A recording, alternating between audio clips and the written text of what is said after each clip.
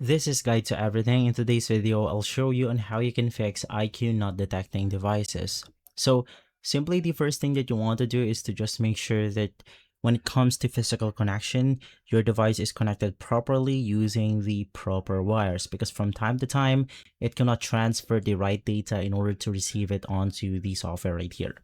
From there, the most common fix for this one is going to be heading over to the add or remove programs.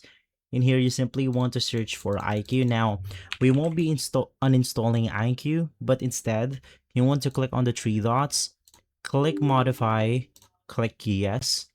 And then basically from here, you just have to select the repair option. So in here, it will say that it's successfully repaired.